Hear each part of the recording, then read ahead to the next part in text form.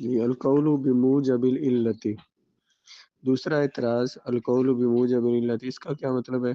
تسلیم کون الوصف علتا وبیان ان معلولها غیر ما ادعاه المعلل، کہتے ہیں کہ جو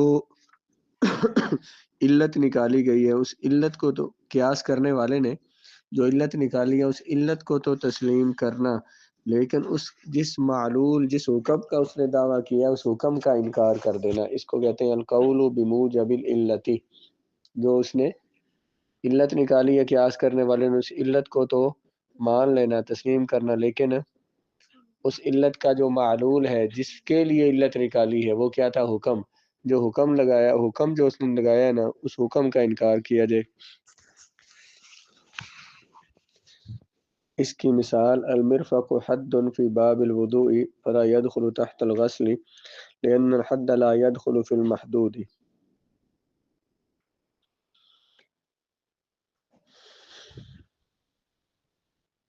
اس کی مثال یہ ہے جیسے کسی نے کہا کہ کونی جو ہے یہ دھونے کے حکم میں داخل نہیں ہے۔ کیا کہا؟ فاغسلوا وجوہکم وایدیکم الی المرافق، اپنے ہاتھوں کو دھو کہاں تک؟ کونیوں تک۔ تو کونی دھونے میں داخل نہیں ہے کیونکہ کونی حد بن رہی ہے الی المرافق، الی جو ہے کس لیے آتا ہے؟ حد اور غائط کے لیے، تو حد کیا بن رہی ہے؟ کونی۔ تو کونی جو ہے یہ محدود میں حد کس کی حد بیان کر رہی ہے؟ یدن کی، ایدیکم الی المرافق، یہ حد کس کی بن رہی ہے؟ ایدی کی، یدن کی، تو یدن میں یہ داخل نہیں ہوگی۔ کونی وضو میں حد ہے تو دھونے کے حکم میں داخل نہیں ہوگی کیونکہ حد محدود میں داخل نہیں ہوتی۔ حد محدود میں جیسے کہ رات روزے میں داخل نہیں ہے۔ کیا کہا؟ اتم الصیام الی اللیل، وہ جو آپ کو بتایا تھا جو مولوی نے اعتراض کیا جی کہ روزہ رات کو کھولنا چاہیے، تو وہاں پہ وہ دلیل لیتے ہیں اتم الصیام، روزے کو پورا کرو، الی اللیل، رات تک۔ روزہ کہاں تک ہوگا؟ رات تک۔ رات حد ہے تو حد اس محدود میں داخل نہیں ہوگی، اس سے پہلے پہلے روزہ، یعنی رات شروع ہوگی تو روزہ ختم ہو جائے گا، رات اس میں داخل نہیں ہوگی۔ تو اسی طرح یہ جو کوہنی جو ہے مرفقن، یہ حد ہے کس کی؟ ایدی کی، اس کے دھونے کی، تو حد جو ہے محدود میں یعنی ہاتھ کے دھونے میں داخل نہیں ہوگی۔ قلنا المرفق حد الساکت فلا يدخل تحت حکم الساکت لأن الحد لا يدخل في المحدود۔ کہتے ہیں ہم یہ کہتے ہیں کہ یہ جو کونی حد ہے نا، یہ حد ہے ہم مانتے ہیں، لیکن یہ حد ساکت کی حد ہے، دھونے جتنے ہاتھ کو دھونا ہے نا اس کی حد نہیں ہے۔ یہ جو یہ ید کس کو کہتے ہیں عربی میں؟ ہاتھ سے لے کر انگلیوں سے لے کر تو کندھے تک کو اس کو ید کہا جاتا ہے۔ تو اتنا کونیوں تک دھونا ہے، اس سے اوپر والا نہیں دھونا، اس کا دھونا ساکت ہے۔ تو کہتے ہیں کہ یہ جو کونی ہے نا یہ حد ہے، لیکن حد اس ید کی ہے، اس ہاتھ کی ہے جو کہ اوپر والا ہے، جو وضو کی حد میں داخل نہیں ہے، جو وضو جس کا دھونا ساکت ہے اس کی حد ہے۔ جب اس کی حد ہے تو اس میں داخل نہیں ہوگی، جس کا دھونا ساکت ہے اس میں داخل نہیں ہوگی، اس میں دھونے والے میں داخل ہو جائے گی۔ کونی حد ہے کس کی؟ ید کے، ہاتھ کے اس حصے کی جو وضو جس کا دھونا ساکت ہے، جس کا دھونا ضروری نہیں، اس کی حد ہے اس میں داخل نہیں ہوگی بلکہ دھونے والے میں داخل ہوگی۔ میں ایک بات پڑھے، غائط ہوتی کس لیے؟ غائط کی دو قسمیں ہیں۔ ایسی غائط جو اس لیے بیان کی جائے تاکہ معلوم ہو جائے کہ مغیّہ کا حکم اسی غائط تک ہے، اور ایک غائط ہوتی ہے الاسقاط ما وراءہا، جو اس کے لیے بیان کی جائے تاکہ معلوم ہو کہ غائط کا ما بعد مغیّہ کے حکم سے خارج ہے۔ غائط کے بعد والا جو ہے وہ مغیّہ کے حکم سے خارج ہے۔ پہلی صورت میں غائط مغیّہ کے حکم سے خارج ہوگی اور دوسری صورت میں مغیّہ کے حکم میں داخل ہوگی۔ اب یہاں یہ بیان کرتے ہیں کہ آپ نے جو یہ بیان کیا کہ غائط مغیّہ کے حکم میں داخل نہیں ہوتی، حد محدود میں داخل نہیں ہوتی، تو ہم تمہاری اس علت کو تسلیم کرتے ہیں، لیکن اس پر جو تم نے حکم ثابت کیا نا اسے تسلیم نہیں کرتے۔ حکم کیا ثابت کیا کہ کونی جو ہے دھونے کے حکم میں داخل دھونے میں شامل نہیں ہے، اسے ہم تسلیم نہیں کرتے، بلکہ اسی تمہاری بیان کردہ علت کی وجہ سے ہم کہتے ہیں کہ کونیوں کا دھونا فرض ہے۔ اور وہ کیسے کہتے ہیں کہ کونی جو ہے یہ حد ساکت ہے، مرفقن حد ساکت ہے، یعنی بازو کے اس حصہ کی حد ہے جو دھونے سے خارج ہے، لہٰذا وہ ساکت کے حکم میں داخل نہیں ہوگی، ساکت کے حکم میں داخل نہیں ہوگی، جس کو نہیں دھونا نا اس کے حکم میں داخل نہیں ہوگی، دھونے والے کے حکم میں داخل ہوگی، جس کو دھونا ہے اس کے حکم میں داخل ہوگی، تو اس لیے اسے دھونا پڑے گا۔ اسی طرح یہ کہا جاتا ہے کہ رمضان کا روزہ فرض ہے، صوم رمضان صوم فرض فلا يجوز بدون التعین، اس کو جب تک متعین نہیں کریں گے تو یہ روزہ جائز نہیں ہوگا، جیسے قضا روزہ ہے۔ قلنا صوم الفرض لا يجوز بدون التعین، ہم نے مان لیا کہ فرض روزہ جو ہے اس کو جب تک متعین نہ کیا جائے کہ میں فرض روزہ رکھ رہا ہوں تو اس وقت تک روزہ نہیں ہوتا، الا ان وجد التعین، لیکن رمضان جو ہے اس روزہ کوئی بھی جو رکھنا ہے فرض روزہ خاص طور پر اس کو متعین کرنا ضروری ہے کہ میں رمضان کا فرض روزہ رکھ رہا ہوں، لیکن ہمیں متعین کرنا، اس میں ہمیں متعین کرنا ہمارے لیے ضروری نہیں ہے یا متعین کرنا ہمارے اختیار میں نہیں ہے، کیونکہ یہ خود بخود متعین ہے کہ رمضان کے دنوں میں روزہ کون سا ہونا ہے، رمضان کا فرض روزہ ہی ہونا ہے۔ ان وجد تعین ہاؤنا من جہت الشرع، یہاں تعین شریعت کی جانب سے پائی جا رہی ہے، وَإِنْ كَانَ لَا يَجُوزُ بِدُونِ التَّعْيِينِ مِنَ الْعَبْدِ كَالْقَضَاءِ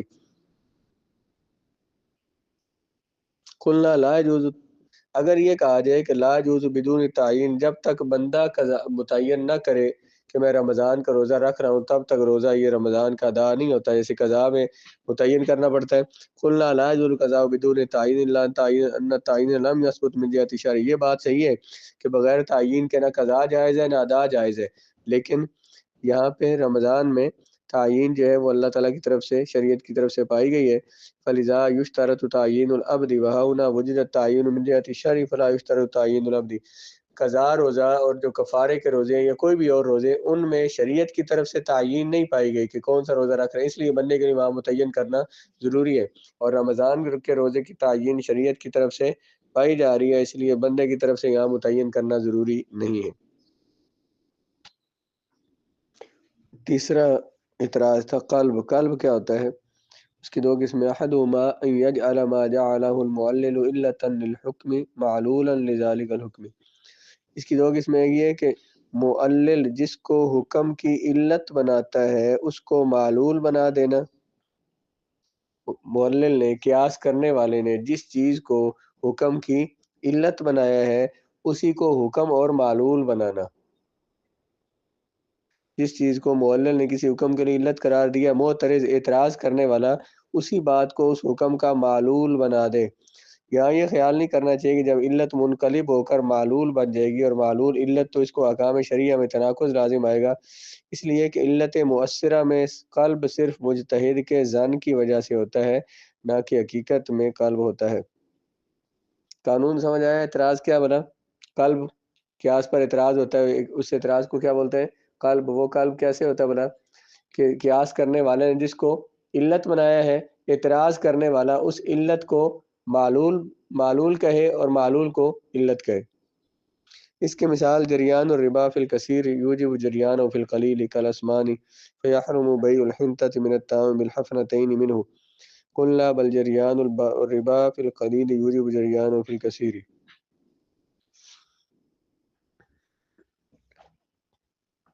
امام شافعی رحمۃ اللہ تعالی علیہ فرماتے ہیں کہ زیادہ مال جو ہے نا، کثیر مال، اس میں کیونکہ سود ہوتا ہے اس وجہ سے قلیل میں بھی سود ہوگا۔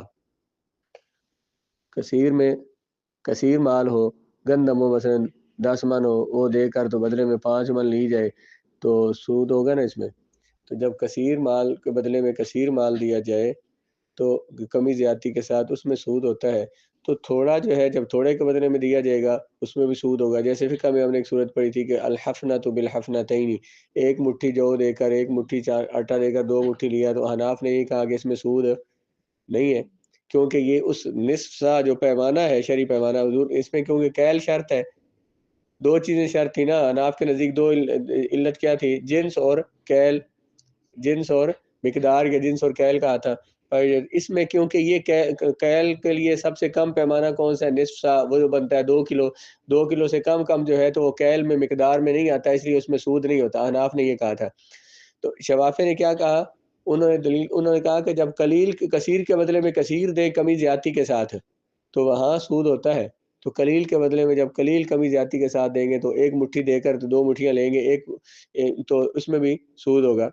احناف نے اس کا الٹ کیا، انہوں نے اس پر اعتراض کیا. انہوں نے کہا کہ یوں نہیں ہے، مسئلہ یوں ہے کہ جب قلیل کے بدلے میں قلیل دیا جائے کمی زیادتی کے ساتھ اس میں سود ہوتا ہے، اس لیے کثیر کے بدلے میں جب کثیر کمی زیادتی کے ساتھ دیا جائے تو سود ہوتا ہے. انہوں نے کیا کہا تھا؟ کثیر کے بدلے میں کثیر کمی زیادتی کے ساتھ دیا یہ سود ہوتا ہے. اس وجہ سے کیا کہیں گے کہ قلیل کے بدلے میں جب قلیل دیا جائے کمی زیادتی کے ساتھ اس میں بھی سود ہوگا. تو احناف نے اس کو الٹ کر دیا، انہوں نے کیا کہا کہ قلیل کے بدلے میں جب قلیل کمی زیادتی کے ساتھ دیا جائے تو 1 مٹھی کے بدلے میں 2 مٹھیاں دی جائے تو سود ہوتا ہے. اس وجہ سے اگر 1 من کے بدلے میں 2 من دیں گے تو پھر بھی سود ہوگا. معلل نے جس کو حکم کی علت بنایا تھا اسی کو کیا بنا دے؟ معلول بنا دے. یعنی انہوں نے کیا کہا تھا کہ زیادہ میں کیونکہ سود ہوتا ہے، زیادہ مال کے بدلے میں زیادہ دیا جائے سود ہوتا ہے، تھوڑے کے بدلے میں بھی ہوگا. تو انہوں نے علت کس کو بنایا تھا؟ زیادہ کے بدلے میں زیادہ مال لینا، کثیر کے بدلے میں کثیر. اور حکم کس کو بنایا؟ حکم کس کے لیے ثابت کیا؟ قلیل کے بدلے میں قلیل لینے کے لیے. تو انہوں نے کیا کیا کہ بالکل اس کو الٹ کر دیا. کیا؟ قلیل کے بدلے میں قلیل لینا کمی زیادتی کے ساتھ یہ جائز نہیں ہے، اس وجہ سے کثیر کے بدلے میں کثیر کمی زیادتی کے ساتھ دینا جائز نہیں. جس کو انہوں نے علت بنایا تھا اس کو انہوں نے حکم بنا دیا، اس کو حکم بنایا تھا اس کو علت بنا.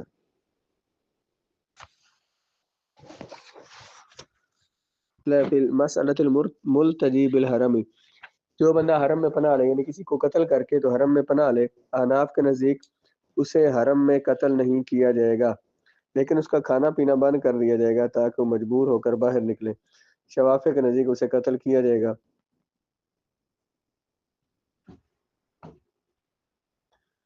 ان کی دلیل کیا؟ حرمت اطلاف النفس یوجب حرمت اطلاف الطرف کالصید. وہ کہتے ہیں کہ جب حرم میں داخل ہونے سے پوری جان کو قتل نہیں کرتے، وہ جان امن میں ہو جاتی ہے، تو کسی عضو کو بھی کسی کا عضو کاٹا ہے تو اس کو بھی اس سے بدلہ نہیں لیا جائے گا. ایک بندے نے کسی کو قتل کیا، قتل کر کے وہ حرم کی حدود میں داخل ہو گیا تو وہاں پہ تو قتل نہیں کر سکتے. اسی طرح اگر اس نے کسی کا کو بازو کاٹ دیا، عضو توڑ دیا اور پھر وہ حرم میں داخل ہو گیا تو اس کو بھی اس سے بھی قصاص نہیں لیا جائے گا. انہوں نے کیا کہا کہ قیاس کس پہ کیا ہے؟ اصل کس کو بنایا انہوں نے کہ جب نفس کو قتل کر کے حرم میں داخل ہو جائے تو اس پر قصاص نہیں ہوتا، اس سے قصاص نہیں لیتے، بلکہ اسے مجبور کرتے ہیں کہ حرم سے باہر نکلے تاکہ اس سے قصاص لیا جائے. اسی طرح کوئی کسی کو زخمی کر کے تو پھر حرم میں داخل ہوگا تو اس سے بھی قصاص. حناف نے کہا کہ اصل میں یوں نہیں ہے. انہوں نے کہا کہ جو حرم میں کسی کا عضو کاٹ کر جو حرم میں داخل ہوا تو اس سے قصاص کیونکہ نہیں لیا جاتا، اسی وجہ سے جو قتل کر کے حرم میں داخل ہوا تو اس سے بھی قصاص نہیں لیا جاتا. قلب ہو گیا کوئی نہیں؟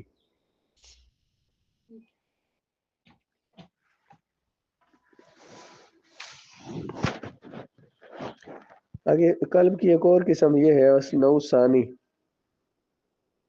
ان یجعل السائل ما جعل المعلل علة لما ادعاه من الحكم علة لضد ذلك الحكم، کہ ایک حکم کے لیے قیاس کرنے والے نے، وہ نیچے آخر میں قیاس کرنے والے نے قیاس کی جو علت بنائی ہے نا، معترض اعتراض کرنے والا اس